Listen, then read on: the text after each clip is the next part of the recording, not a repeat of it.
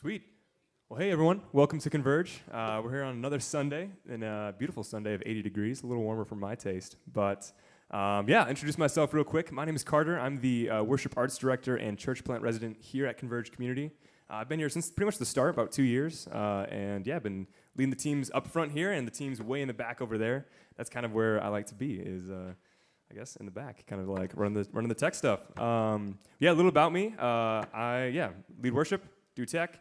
And fun fact, I've actually been engaged for just about 24 hours here to this lovely lady right here.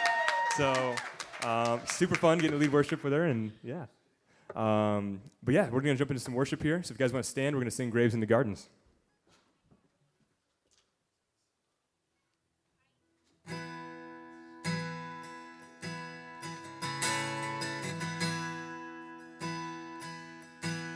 And I searched the world, but it couldn't fill me. And man's empty praise and treasures the faith were never enough, till you came along and put me back together. And every desire is now satisfied here in your love. Yeah. Oh, there's nothing better than you, Lord. There's nothing better than you, Lord. There's nothing is better than you.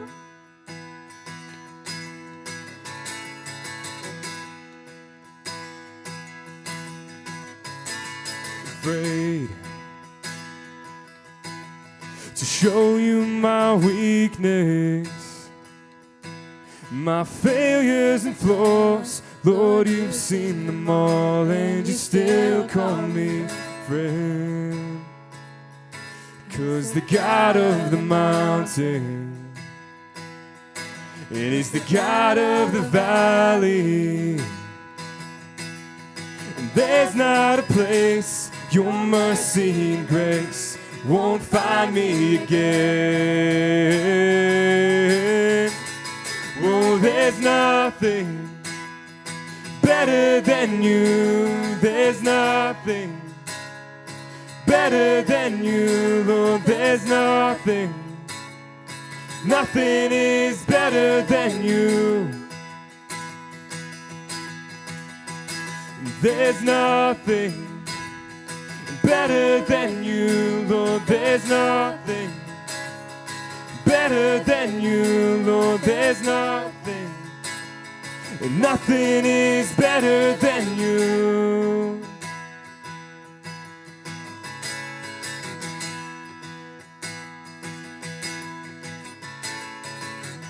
You turn mourning to dancing.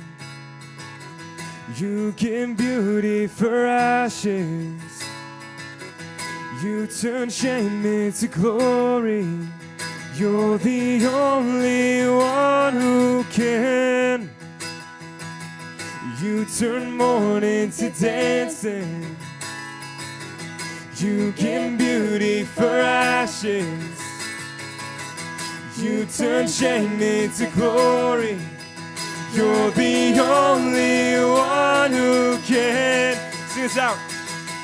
You turn graves into gardens. You turn bones into armies.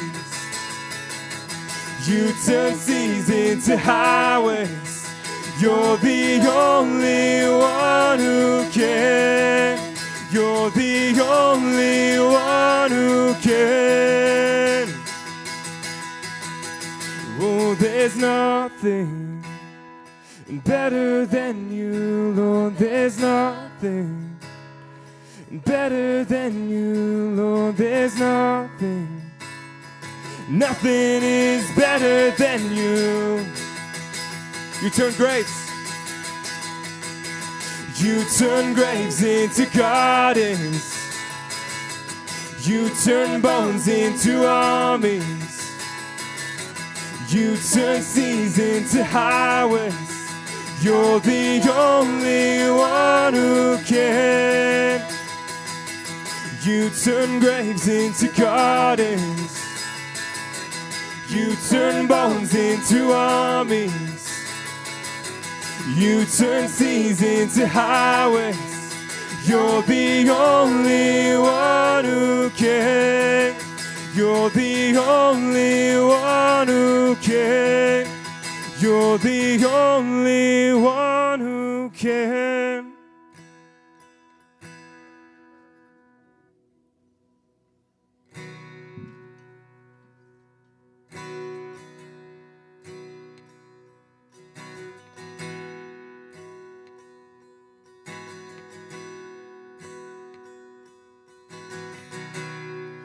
There's nothing worth more that could ever come close. Nothing can compare. You're our living hope. Your presence, Lord.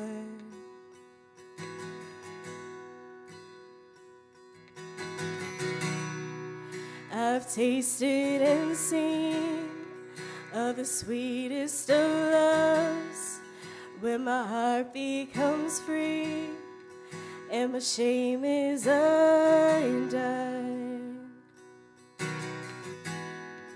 Your presence, Lord.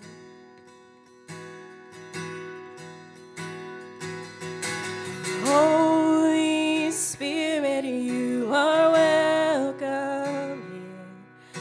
Come flood this place and fill the atmosphere.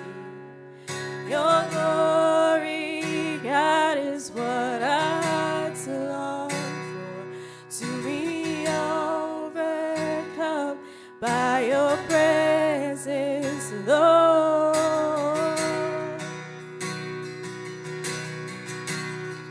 Your presence, Lord.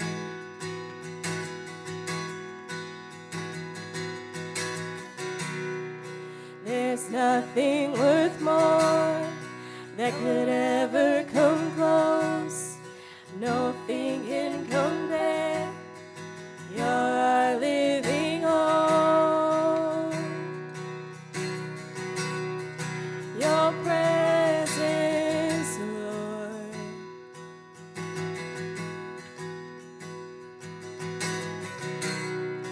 I've tasted and seen of the sweetest of loves, where my heart becomes free and my shame is undone. Your presence, Lord.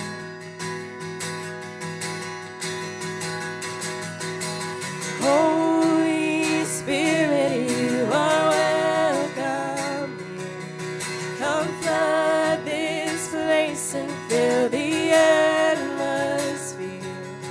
Your glory, God, is what our hearts long for, to be overcome by your presence, Lord.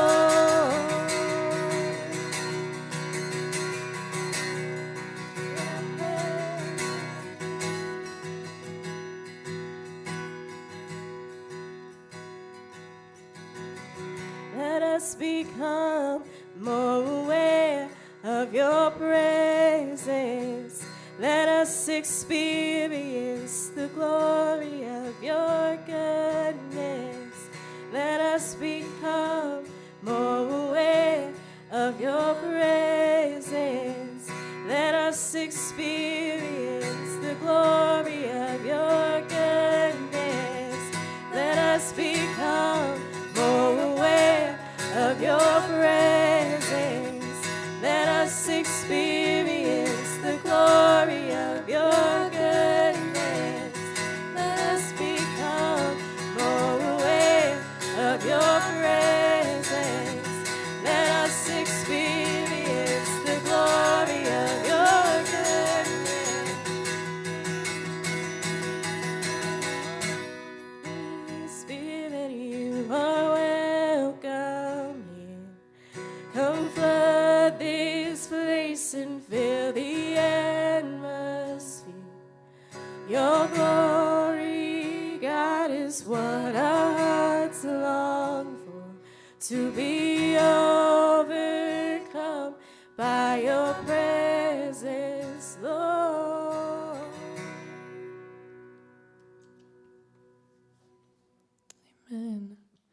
This next song, it's a fairly familiar one. It's called Great Are You, Lord. I was reminded of a verse in Scripture, Psalm 145, and it says, I will exalt you, my God and King, and praise your name forever and ever. I will praise you every day. Yes, I will praise you forever. Great is the Lord. He is most worthy of praise. No one can measure his greatness. So this next song, I just, encourage you to reflect on God's greatness, and whatever that means for you, no matter what you're going through, what you have gone through. He's great and he's worthy to be praised. I love there's a line that says, it's his breath in our lungs. He's the reason we're here, right? I just would encourage you to reflect on his greatness.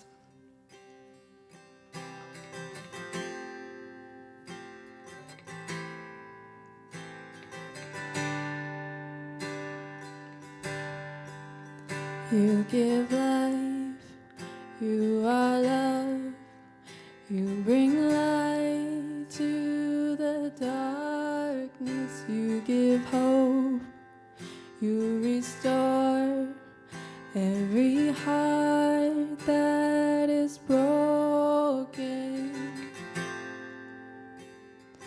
Great are you, Lord.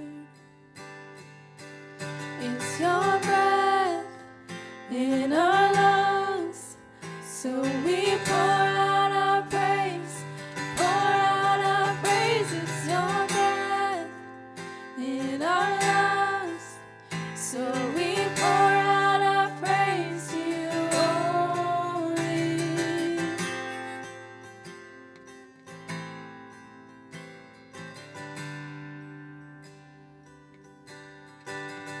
You give life, you are love, you bring light to the darkness, you give hope, you restore every heart that is broken. Great are you, Lord. It's your breath in our lungs, so we pour out our praise. We pour out our praise. It's your breath in our lungs, so we pour out our praise to you only. It's your breath in our lungs, so we pour out our praise. Pour out our praise. It's your breath in our lungs, so we pour out our praise to you only.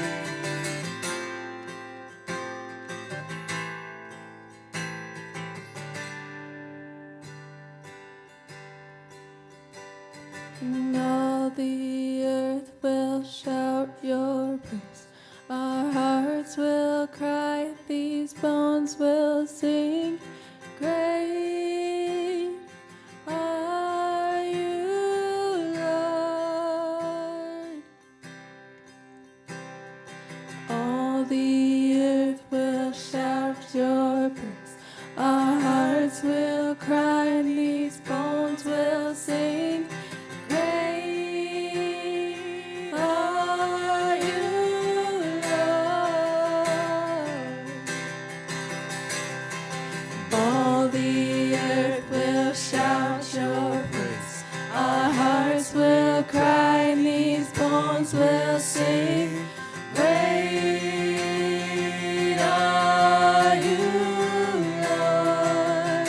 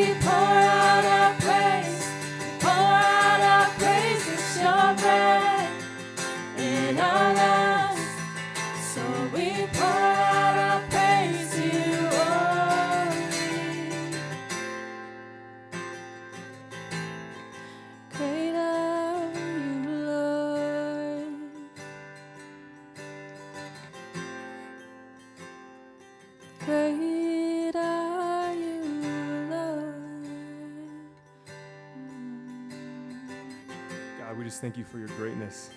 And we thank you that you're the breath in our lungs, Father, that we just get to sing praises to you, and that we just get to glorify you in all that we do. In Jesus' name, amen.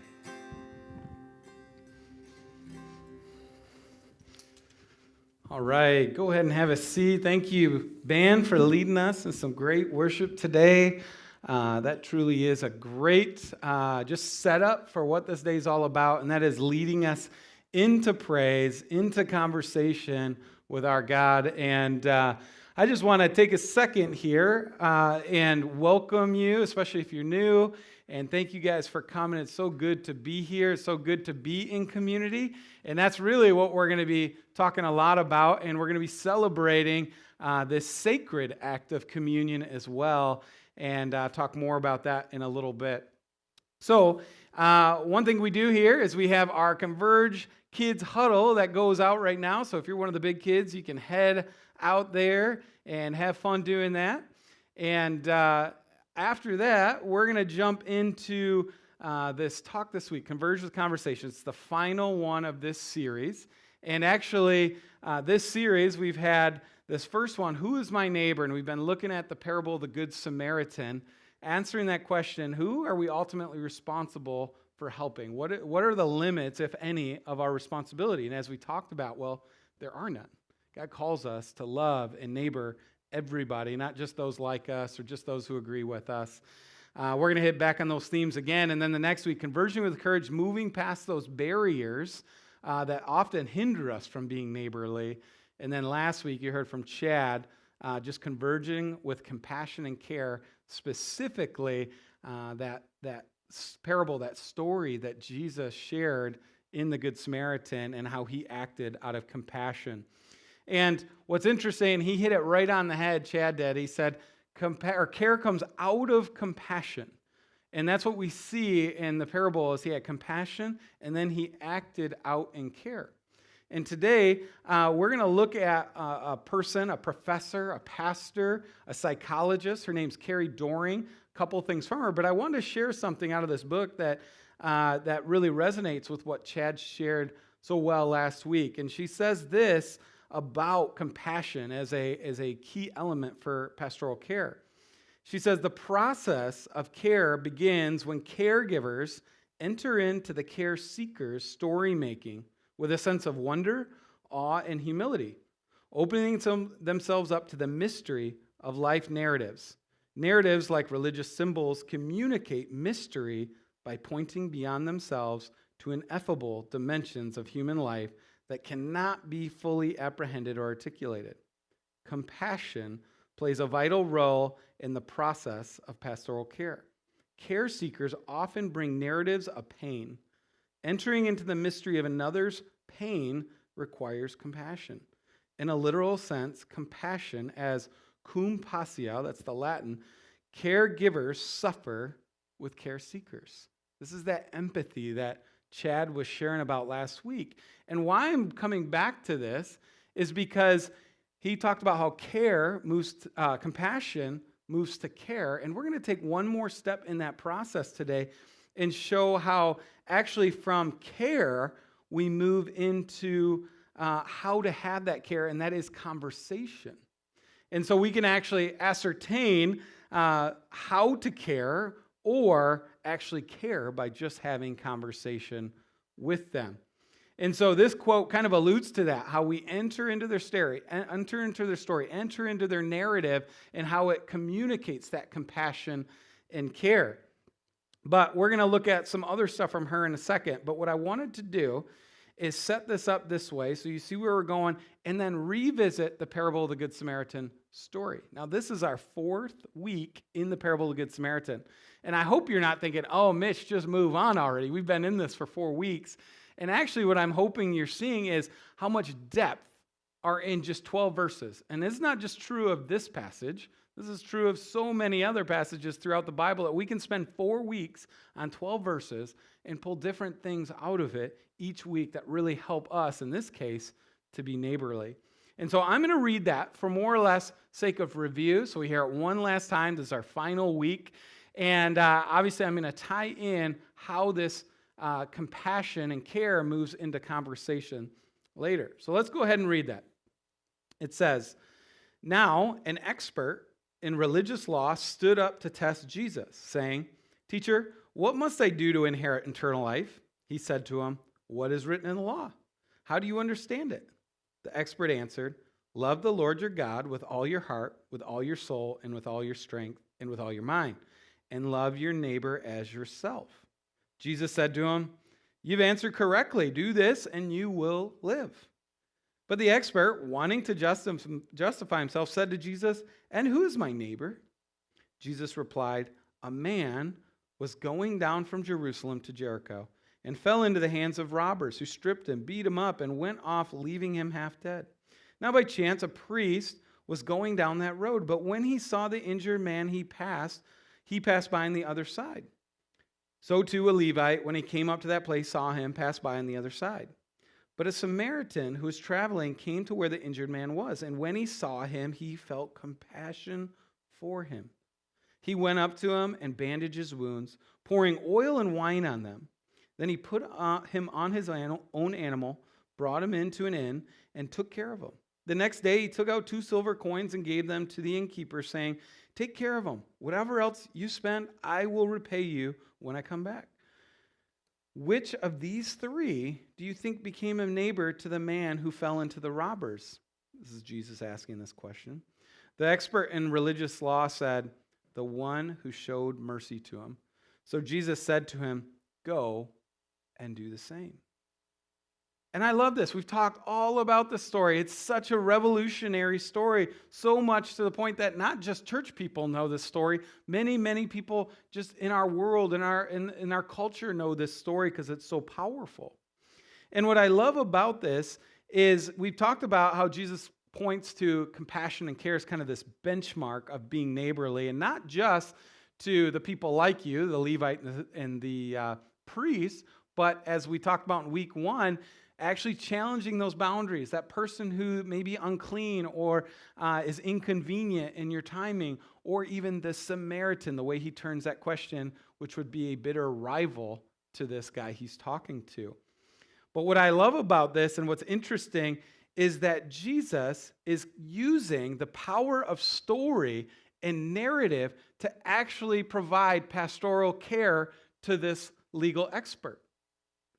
You don't realize it, but it says he's trying to test him, and I believe that's true. He's probably got some opinions about Jesus, but Jesus sets this up perfectly, asking him questions. We're going to dig into this, and we find out that his big concern is about his spiritual mortality. He's not sure, do I have eternal life or not? And he answers the question. Jesus says, yep, you got it. But then he gets to the heart of the question, but who's my neighbor? He is really concerned for his spiritual well-being.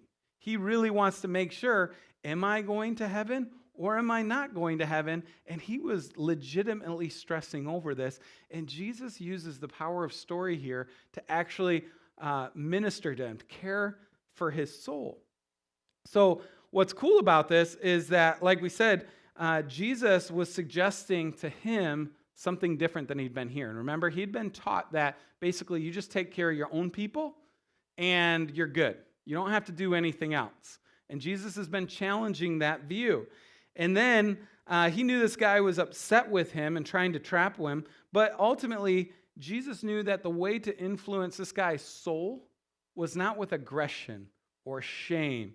He just starts asking him questions, and that's the interesting thing about this. He could have went in there and just taken shots and said, nope, this. But he asks a question that he probably knows the answer to, and by him answering correctly, Jesus is able to say, yeah, that's right. He's affirming him in his knowledge and what's going on, and what that does, it instantly builds trust in that relationship.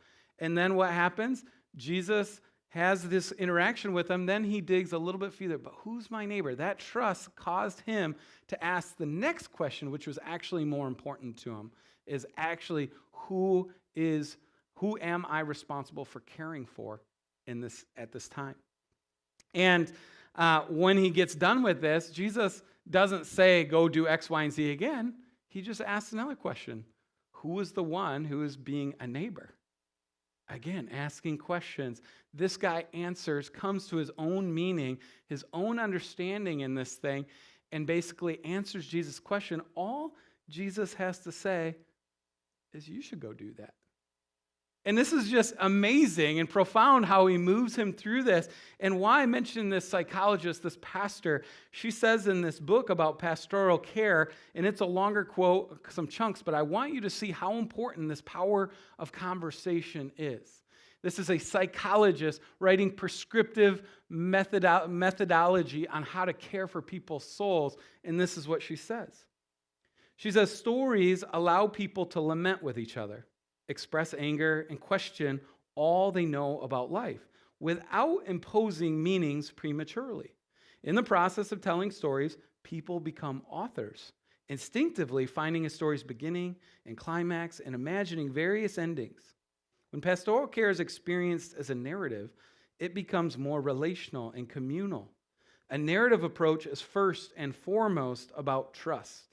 The more people trust pastoral caregivers, the more they will entrust them with the bits and pieces of their stories, especially the undigested emotional reiterations of trauma. They will invite us into the chaos.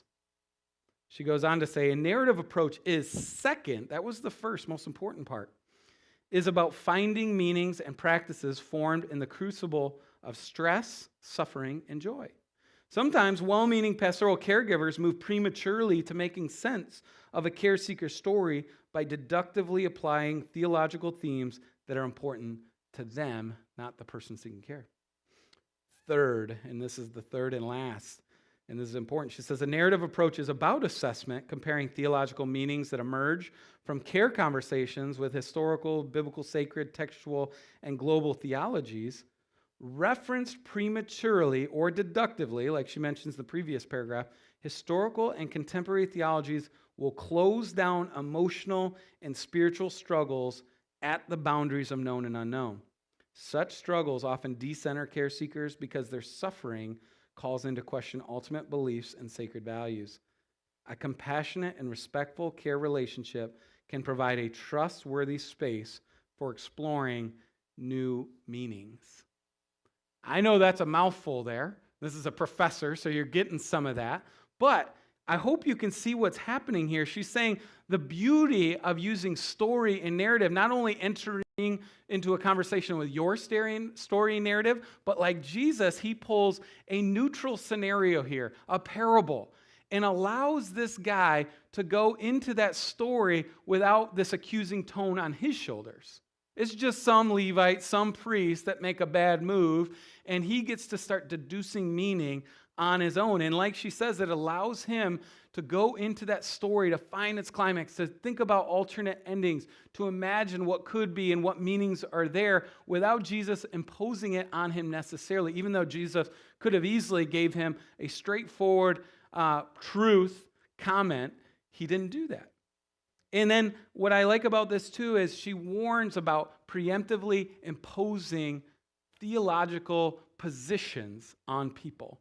What this means, this is if maybe you've had this experience. I hope you haven't, but unfortunately I'm sure it's happened, whether it's been in especially a spiritual realm or even other realms. But the spiritual realm looks like this.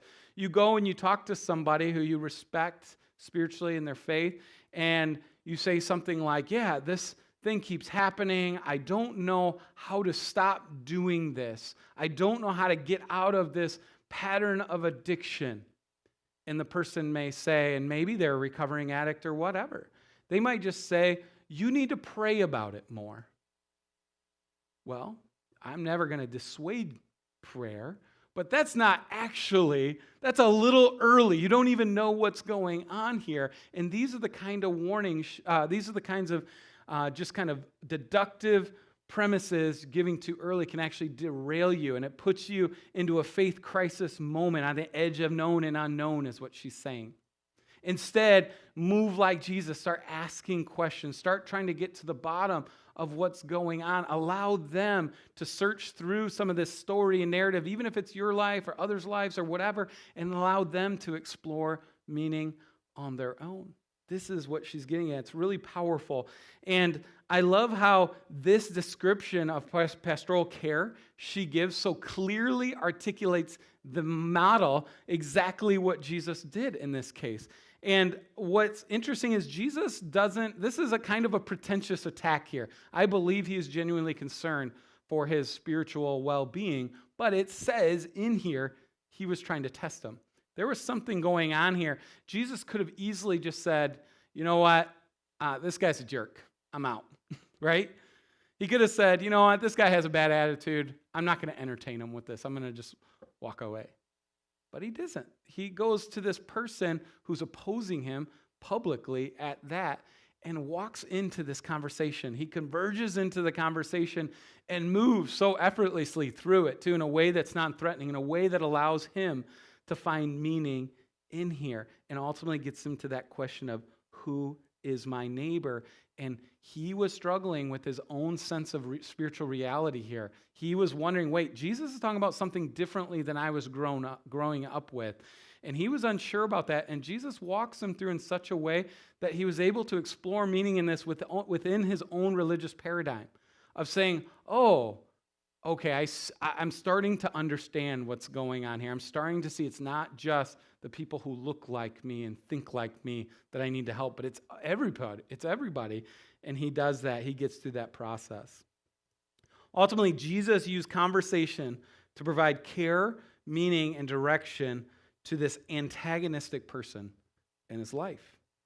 And why I'm getting and pulling this out, why I've used this Carrie Doring stuff, is because I want you to see that what Jesus did, he did without taking a psychology class or a psychology textbook. This is not just intuitive to Jesus because he's a smart, clever leader. This is intuitive to Jesus because he created humanity and he understands what makes us tick. And he understands how we need to move this, how we need to move somebody into the direction of spiritual care and into salvation.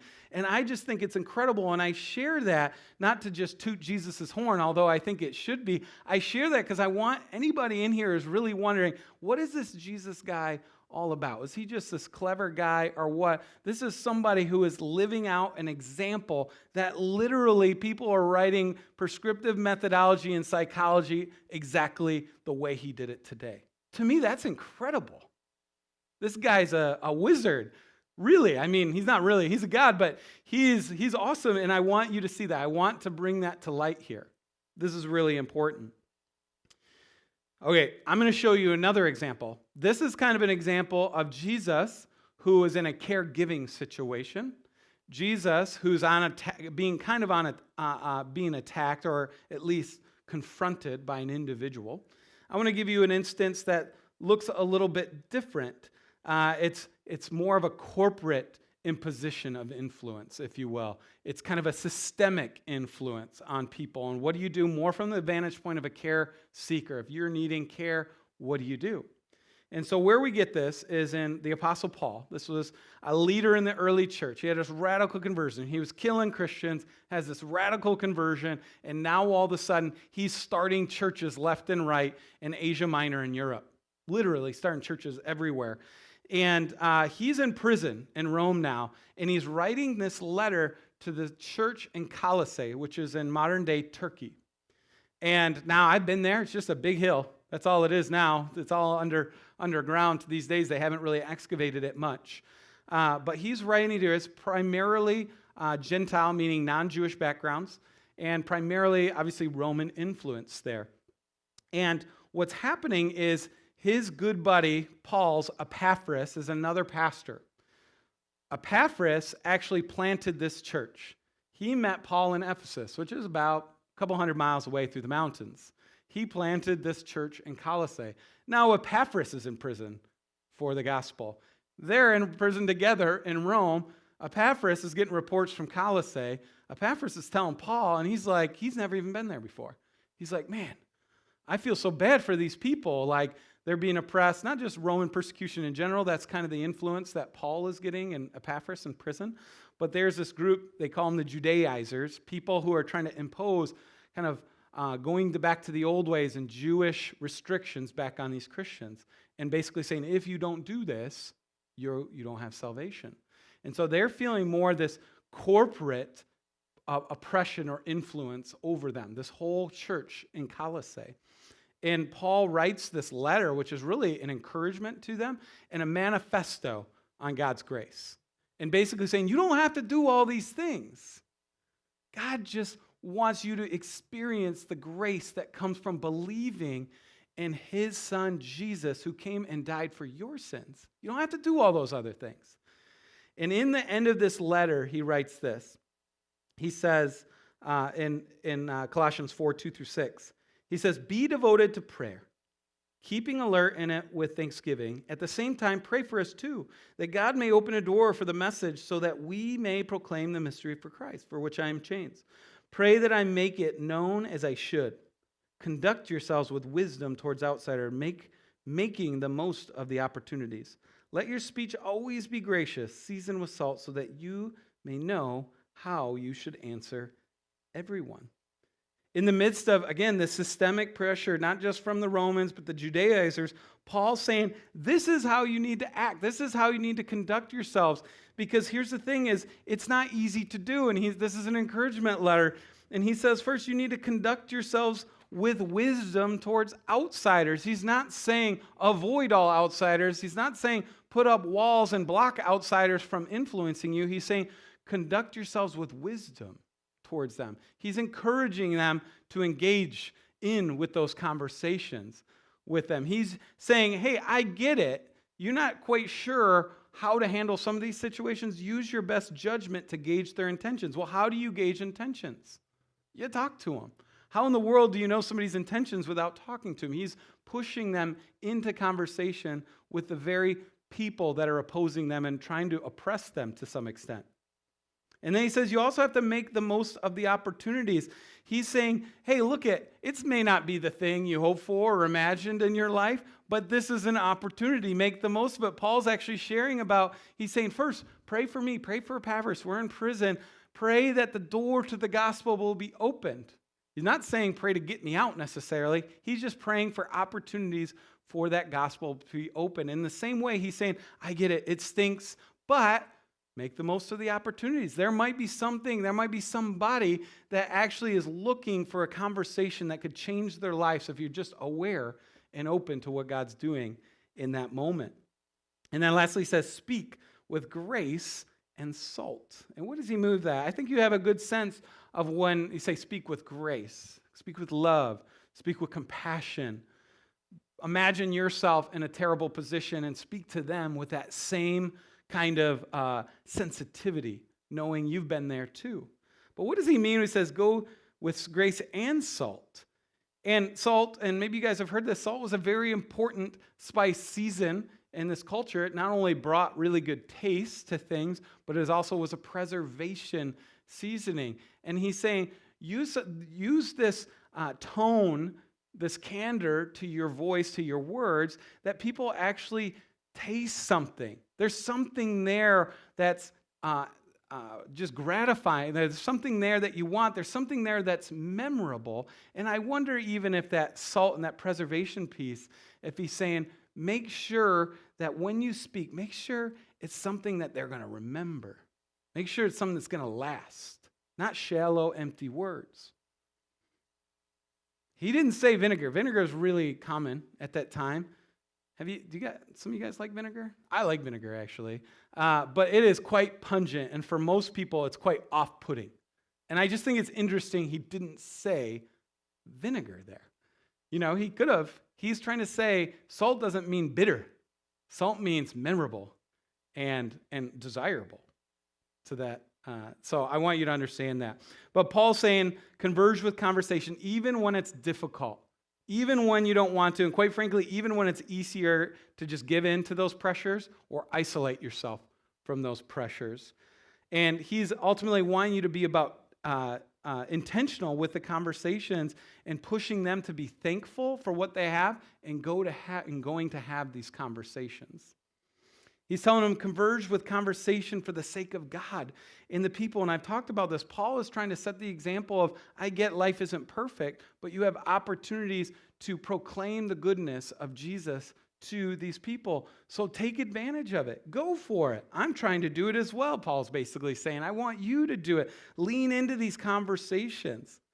Because ultimately, he knows that it's way too easy to cede to these outside pressures and just give in, or to run from them, or isolate yourselves from them. And he's saying you have to go engage these people. You have to have the right conversations with these people. What does this mean for us? Again, we have two scenarios here in these passages. We have an individual coming to Jesus who's pretty antagonistic towards him and his views. So we probably have people like that in our lives that are just an individual that you feel is antagonistic towards you and you're not sure why. It could be about religion, it could be about life philosophy, it could be about parenting, it could be about work. I mean, you just don't know. There's a million things people can be mad at us for. And there's plenty of things to get mad at each other for right now, unfortunately. The other one is, again, the systemic or corporate pressure of like a bigger group trying to change your opinions or change your views. And what I want you to see is that we don't see this response in either of these scenarios from Jesus or the Colossians, or Paul instructing the Colossians in this. We don't see them saying, attack, harm them, hate them. That's not anywhere in here. And unfortunately, when we get in these instances where we're feeling some of that pressure, whether it's from an individual or a kind of a corporate sense, one of our tendencies is to attack, to fight back, to shame them, to try to regain power in that relationship. And in the end, we end up hurting them, we end up hurting ourselves, and what I think is the worst thing is we end up hurting the testimony of Jesus. How many things, it was months ago now, but Matt talked about that, how Christians are responsible for so much injustice. This is why, because people have used these divisions as an excuse to attack and hate and lord over people in unhealthy ways. We also don't see him saying retreat or isolate. This is probably my go-to tendency. I'd like to think of myself as more assertive than I am probably, but when things get tough or when I feel conflict come my way, I just want to run or I just want to hide. And he's not saying that either. He's saying for both, we see the example of Jesus pushing back in against this, not against them, but into that conflict. And we hear Paul instructing the Colossians to lean into that conflict.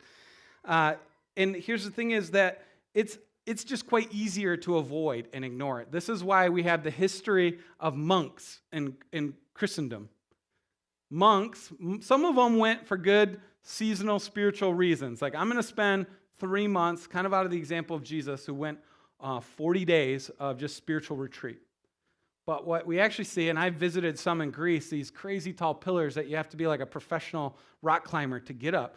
They would hide up on top of those and build their monasteries on top so they could filter themselves from everybody around them and just kind of live in that silo, literally a silo. That's not healthy either, but it's a natural impulse in each of us. He's also not saying that we should cancel them. Let's see where I'm at here. Yeah.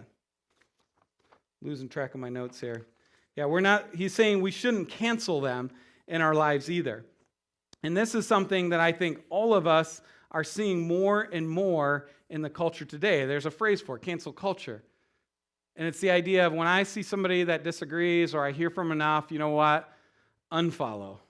I'm done listening to you. You're gone. You're out of my life. In some extreme situations, you're literally out of my life. I'm going to erase you and your existence from my life. And there's nothing worse that you could do, especially as an agent of God's good news. How is that good news to anybody? That's terrible news. We see God here instructing us both through Colossians and through Jesus' model to engage, not disengage, to have conversation, not cancel people. And I saw an article this week posted in Gospel Coalition, and they told this story about Herman Bavinck. And you guys may not know who he is, but he was a Dutch theologian from the late 1800s to the early 1920s. And I had to read he has 4 volumes of systematic theologies, and I had to read them all in seminary. They're translated from the Dutch, and they would stack about this tall. And they were not light reading. It was one of the hardest assignments I had. Great mind, great dude, but they shared the story about how when he lived in the Netherlands, he became really good friends with this guy called Christian Snauk at Leiden University, which was the elite university. This guy came from an elite family, but kind of clouded in scandal. And then Bavinck came from kind of a humble family. And this guy was really progressive with his views, and Bavinck was very conservative with his views. They couldn't be more opposite, but it shared instance after instance how they fought to maintain that friendship, and how Herman Bavinck actually shared about how it helped his views and his theology develop. The reason I had 4 volumes of books to read, because he had a friend like Christian that could actually challenge his thinking and help him to think it through clearly. And ultimately, they went different paths. They stayed friends, but that guy actually ended up converting and becoming a Muslim. Like, they couldn't have been more different, but they maintained their friendship to the point that Herman Bavinck was, because again, this guy's family was ensnared in scandal. He would get negative grades because of his name, and Herman Bavinck would get these great grades and refuse to take his diploma until they reappropriated his grade. That's what kind of a friend he was, and he couldn't be more different. I love that example of a former Christian leader. The French president, you may have seen this article circulate, and a lot of the local stations picked it up, but is calling out and condemning cancel culture right now, saying you can't do that, and it doesn't help anybody. And he has this quote. It says, our culture is that we should talk even if we strongly disagree. He's seeing the trajectory of what he sees intertwining woke culture and cancel culture into this toxic thing that everybody just shuts off everybody. We cannot cancel and ignore people. We have to engage each other, engage in conversation. So what does that mean for us? Obviously, we can't attack or retreat or cancel others. Instead, as Paul says here, we have to be wise towards others, make the most of opportunities, speak with grace and salt. And the way that Jesus modeled this was he asked questions, then he built trust. He entered into story and used story to illustrate kind of a neutral, meaning-making way of understanding that person's life, and he asked more questions. This is a great model as we think about how do we engage people well. So how many of us in here, like Jesus' situation, maybe has somebody in our life that we're feeling, or people even, that pressure from? How many of us have reacted in the wrong ways that we've talked about right now over those? And how could we actually embrace conversation? How can we move into, quite frankly, a place of discomfort and actually have the right conversations to grow, hopefully ourselves, but in the perfect world, and this is Paul's heart in the Colossians, is so that they can see Jesus through it, despite your differences.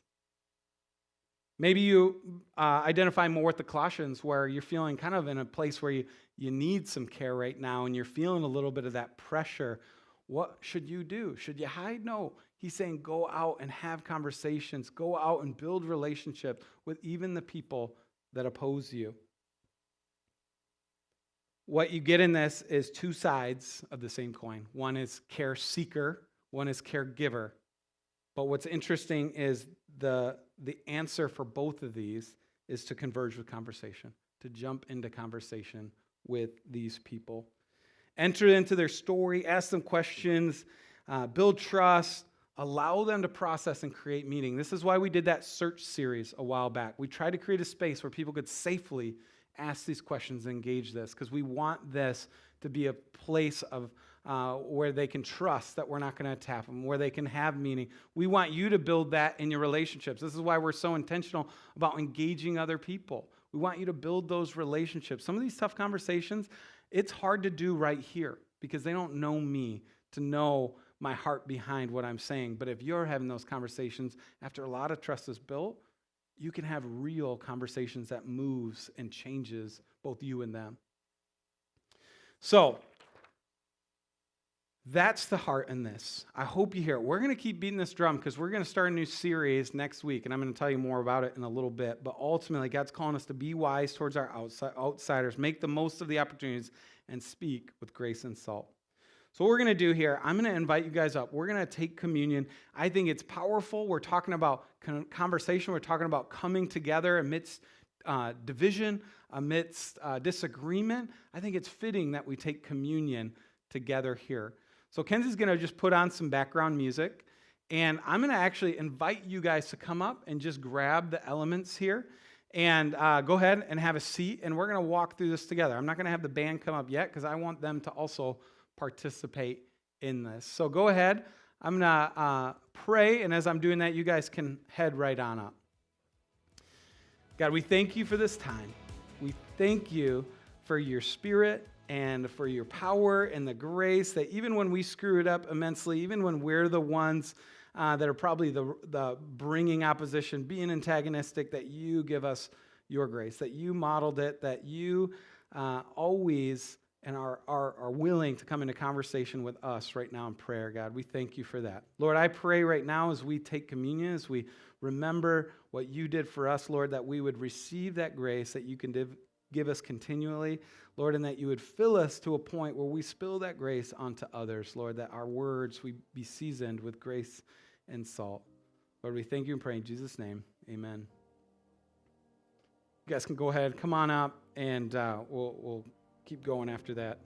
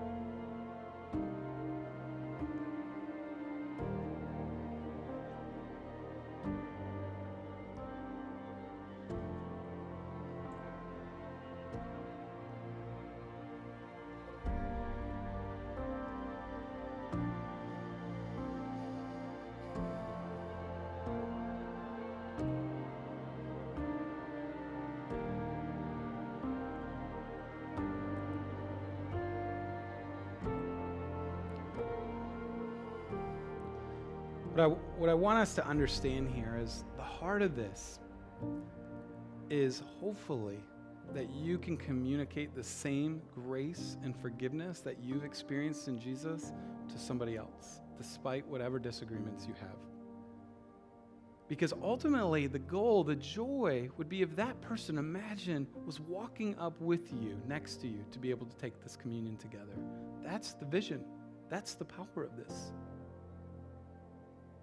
I always try to imagine what it must have been like, and we have movies that try to imagine what that last night was like in the upper room, Jesus with his closest 12. And he's having this deep and powerful conversation to them, not just about life and spirituality, but about what's coming with Jesus. This had to be this incredibly powerful conversation because you know what happens with the exception of Judas the betrayer, all of them go to their grave for the gospel. I can't imagine the tone of that conversation that night, the power in that conversation. And that's the very power that each one of us have, empowered by the Holy Spirit to have with another person. He gave them this sacrament in this pattern. He did this not just as a symbol to remember him, but as an act of grace, where in some way that we don't really understand, Jesus promised his presence and promises his power through this. There's a spiritual nourishing that happens when we take communion together. And on that night, he said, "Take, eat this. This is my body given for you." Go ahead and take that at this time.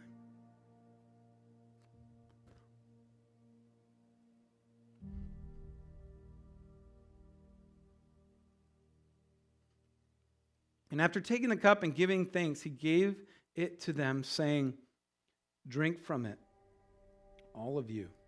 For this is my blood, the blood of my covenant that is poured out for many for the forgiveness of sins. I tell you, from now on, I will not drink of this fruit of the vine until that day when I drink it new with you in my Father's kingdom.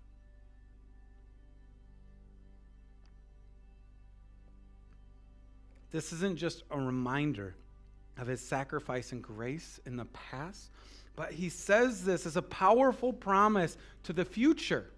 He says, I am coming back, and I'm going to restore the world and everybody in it. And I love that vision. And I'm so encouraged that we get to remember that together today. And I think what's interesting here is it says at the end of this passage, it says, and after singing a hymn, they went out to Mount Olives. Singing a hymn after communion has been the tradition since the very beginning. So I want to welcome our band back up as they lead us in one final song together called Good Grace. And Carter's going to tell you a little bit more. It's new to us. But I think this song so perfectly gathers up not just this vision for community and for breaking through some of this division, but how it's rooted ultimately in God's grace and his vision, not just for our lives, but for the lives of others that he wants to use us to touch and encourage them. So let's sing together. Go ahead and stand up as we sing Good Grace.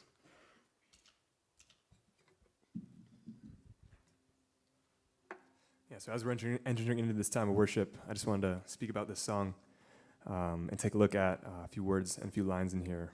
In that first verse, people come together, strangers, neighbors, our blood is one.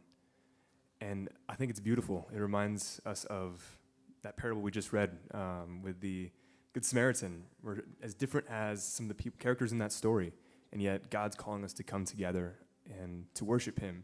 And through his blood, his sacrifice on the cross, 1 Corinthians 12:27, we're all in the body of Christ. And we get to experience that together today through communion. And with that grace and that gift that God's given us, we get to go and proclaim his goodness. And I love this bridge. Let the praise go up as the walls come down. All creation, everything with breath, repeat the sound. We were just singing about, God, it's you in our breath. It's you in our lungs, so we pour out our praise.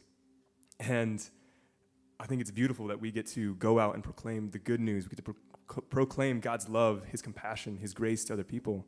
And we get to engage in conversations and declare what God is doing in our lives and what God is going to do in the lives of others. And I hope this song is just an encouragement. If you just need to stand and reflect on these lyrics and just spend time with God, do it. If you want to sing and proclaim these declarations, you can do that too. So let's sing Good Grace.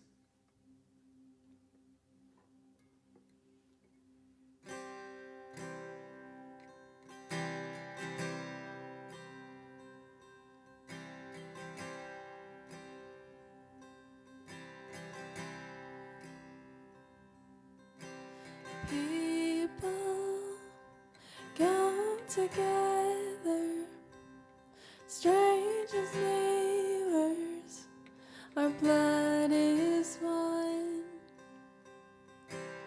Children of generations, of every nation, of kingdom come. So don't let your heart be troubled. Hold your head up high, don't fear no evil. Fix your eyes on this one truth. God is madly in love with you. So take courage, hold on, be strong. Remember where our help comes from.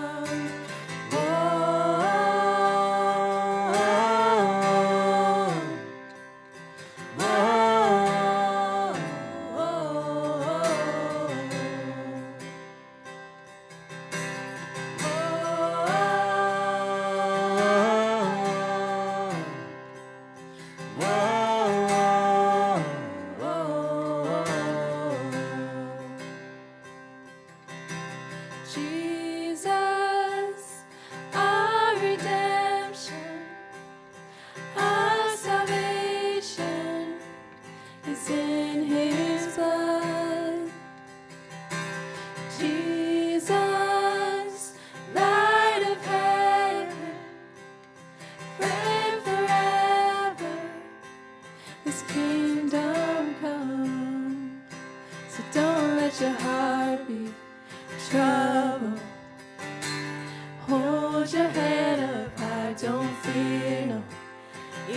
evil.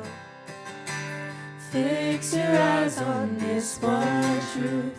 God is madly in love with you. So take courage, hold on, be strong. Remember where our help comes from. Whoa, whoa, whoa.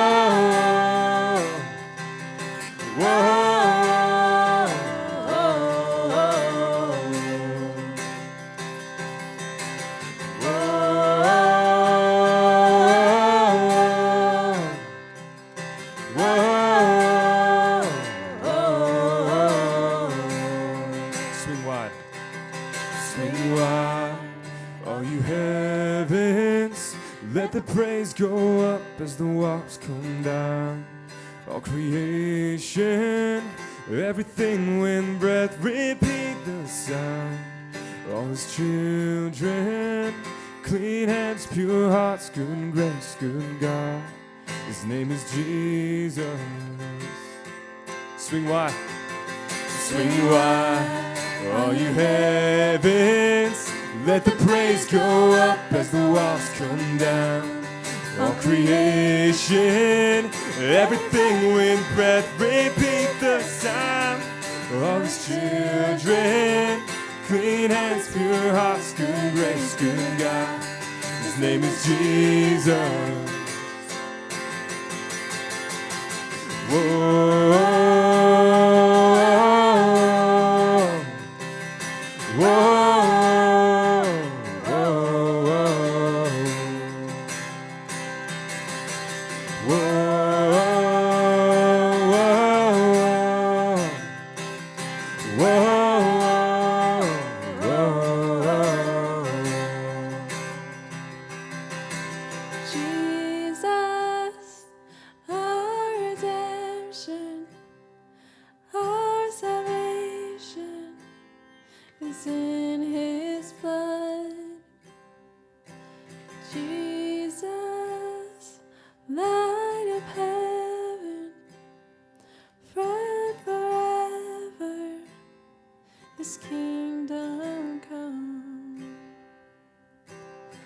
Jesus, thank you for your blood that was poured for us.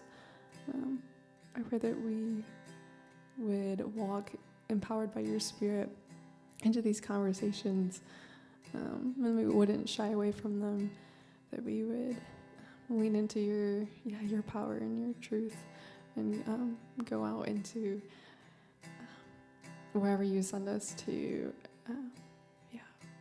be your light, God. Empower us with your Spirit and help us to walk in that confidence. Amen.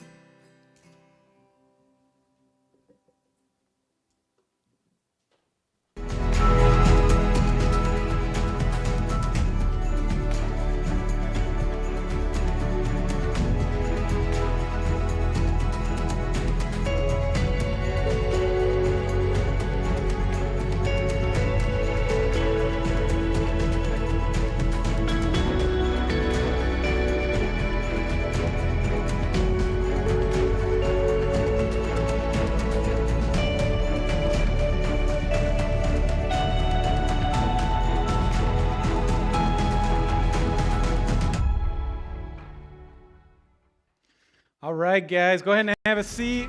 We're going to, they're already taking off on us. It did, huh? All right, a few more announcements. Sorry, that was the new series starting next week. This is really deep diving into our vision and our mission here at Converge. So the cool thing about this, some of this language is newer. We've been working on it for several months now. Just for clarity, for the sake of we talked about at our core team meeting, just so not just I'm the only one who can communicate the vision here, but so you guys can with clear, memorable language. So we're going to be hitting this week after week until Christmas, which is really cool. And so I want to invite you to that. The cool thing is it helps us get familiar with that language. It also, if you have a friend that's thinking about church, thinking about exploring their faith at all, this is a great series to come to because it really gives them the heartbeat of who we are and what we're all about. Be a great one for them to kind of test drive Converge, if you will. So that's coming. We also go to Sunday Chaser right after this at Presidential Brewing right down the road if you want to come. We'll be there this is just time to hang out. If you have friends that don't really want to go to church, you can invite them there. We can hang out with them afterwards too. So that's the cool thing about that. Also, if you have a connection card, we'd love to get to know you. We'd love to just pray for you. You can drop that out there. Thank you for those who are regular givers here at Converge. If you'd like to start giving, you can do that online at convergecommunity.org/give. At our new website. There's a brand new website up. So you may not know that, and you probably don't, because I don't know how many people go to our website. But now you know, so you can go look at it. So we have a brand new website. You can check that out. That's also where you can give if you'd like to give. There's also a place back there you can give in person. We can text to give as well. Details in your program on that. So with that said, have a great week. We look forward to seeing you next week. And now you can officially go. Thanks, guys.